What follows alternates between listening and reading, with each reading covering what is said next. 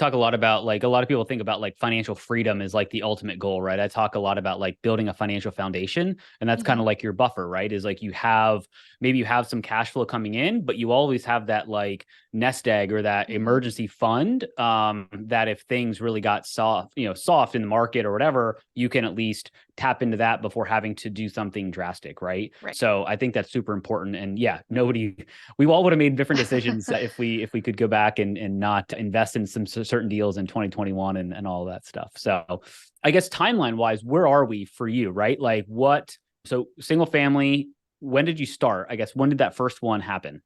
2017. Okay. So it started in 2017, and then when did you flip to multifamily? This the year that I left my W-2 job, so early 2020. I dove 100% into multifamily. Spent the whole year just learning. Now I had time. At the same time, COVID shut everything down in California. So my time Yeah. was very different. But I found a mentor. I worked with him for the whole year, managing his properties for him, working on underwriting properties. And so that led to a blossoming relationship. And now we're partners.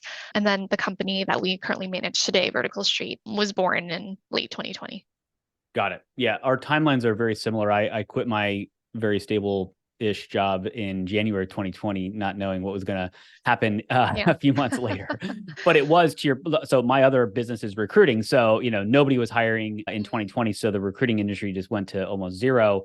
So the blessing, the silver lining of that is it did give me a lot of time to learn, underwrite, how to figure out what markets are interesting to me and investors and things like that. So walk through that journey of 2020 and obviously you had a mentor. That's amazing. And I think education is probably the most important thing when you're starting your real estate journey is making sure you talk to people, find mentors that have already gone through the hurdles that so you don't have to jump through them, right? You can kind Mhm. of learn from some of their mistakes.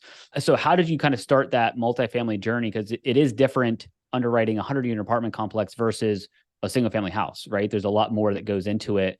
So how did you kind of start the journey? And did you start with 100 plus units or where did you start in the multifamily space?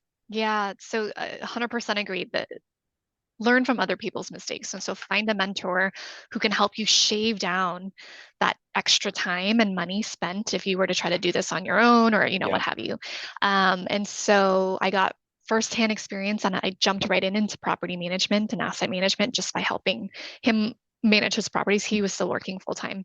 Okay. But the underwriting piece of it, spent time with him, taught me how from, one of those underwriting tools out there. And then I would literally underwrite anything at that point that I saw. It was still limited because come 2020, everything shut down. So there Yeah. weren't a lot of deals, people weren't selling, but the ones that I could find, I just didn't matter what size. I just ran it through the system just so that I could get the practice. Yep. Our buy box end of that year typically is it's not actually too far from what we currently have for right now our criteria, but looking for at that time 50 units or higher. Mm. Now we're looking at 100 units or higher. We wanted 80s or newer, individual eight, everything, higher mixes of two bedrooms versus one. And that's what I was running through the pipeline. Right. And then by the end of all that practice, you just want to be able to know the market so well that you can underwrite a quick deal in 10 minutes and say Yeah. immediately yes or no. And that's the point that I got to.